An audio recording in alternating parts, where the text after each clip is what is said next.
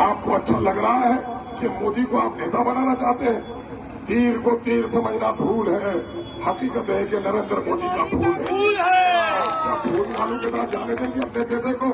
हरगिज नहीं। मुझे उम्मीद है एक सच्चा गार्जियन एक आवारा बेटा की कभी पुष्पराही नहीं कर सकता, बल्कि आवारा बेटा को आवारा गर्दी से रोकता है। बीरपुर के मेरे गार्जियनों, हम आपसे गुजारिश करते हैं, अल्लाह के रसूल ने कहा जिसका मतलब है मदद करो अपने भाई की, चाहे जालिम हो या मजलूम। या रसूलुल्लाह, मजलूम का तो आंसू पूछो जालिम का, कहा कि जालिम का बाजू मरोड़ दो ताकि तुम से बाज आ जाए, कल जहन्नम से बच जाए। मैं आपसे कहने आया हूँ, आज मैं दलितों की बात उठाता हूँ, मस्जिदों की मेंबर और मेहराब की हिफाजत की बात करता हूँ। उसकी पार्टी बिहार में सूरज नमस्कार करवाती है और अख्तर सूरज नमस्कार को रुकवाता है। तय कर लीजिए, सूरज नमस्कार करने वालों के साथ रहना है या सूरज नमस्कार को रोक देकर सेकुलर आइन को बहाल करने वालों के साथ रहना है। मैं आपसे कहने के लिए आया हूँ, फरियाद करने के लिए आया हूँ।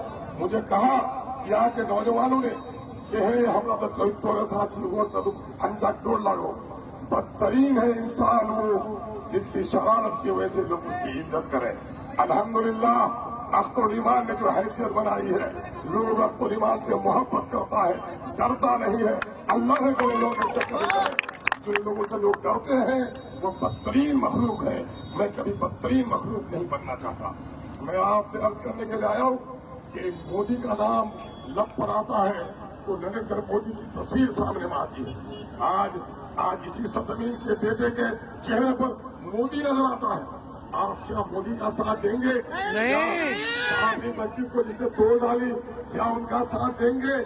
या आज मैं बीरपुर के लोगों से कहने के लिए आया हूँ, क्या मेरे भाइयों, जिन लोगों ने मुसलमानों के खिलाफ सीए का कानून बनाया और कल आपका बेटा भी इस कानून की मुखालफत कर रहा था, आप अपने बेटे से पूछिए कि कल आप अपने पड़ोसी से पूछिए, आप अपने बस्ती से बनने वाले नेता से पूछिए कि 3 महीना पहले तुम मोदी को कहते थे मोदी भगाओ।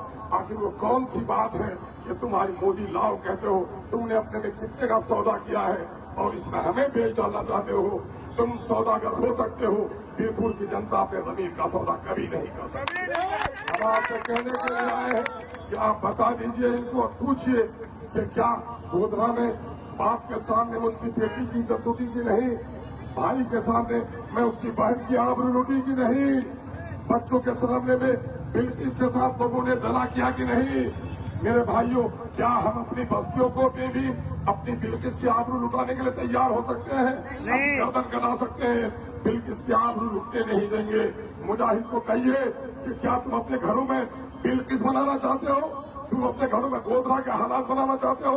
अगर गोधरा के हालात बनाना नहीं चाहते हो तो फिर मोदी के साथ क्यों खड़े हो? उनसे सवाल आपको करना चाहिए। मेरे भाइयों, याद रखिए, जो शरीयत का दुश्मन है वो हमारा दुश्मन है, जो बाबरी मस्जिद का दुश्मन है वो हमारा दुश्मन है, जो देश के आइन का दुश्मन है हमारा दुश्मन है। नीतीश कुमार पलटू ने हमेशा पलट कर बीजेपी का साथ दिया।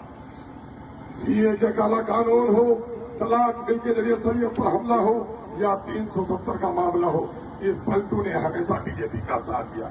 नीतीश का कोई वजूद आज बाकी नहीं है। आपके इस बेटे को सिर्फ अख्तर ईमान के नाम पर भीख मांगता है और कहता है आप हमको नहीं टिकट दीजिएगा तो अख्तर ईमान जीत जाएगा। टिकट के लिए भी अख्तर ईमान का नाम देना उसकी मजबूरी है। अख्तर ईमान का कद, अल्लाह का शुक्र है आपकी दुआओं से इस वक्त इतना ऊंचा हुआ है कि नीतीश कुमार जी ने खुद कहा कि राजद में या जदयू में आ जाइए, मंत्री बनिए। अख्तर ईमान ने कहा मैं मंत्री बनकर अपने घर में पैसा वाला बनने के लिए नहीं, मैं तो अपनी कौम की जमात बनाने के लिए आया हूँ। अल्हम्दुलिल्लाह जमात बना, अल्लाह का शुक्र अदा करता हूँ। 6 साल में जो लोग एमएलए बनकर इतने दौलतमंद हो गए, अल्लाह का शुक्र है।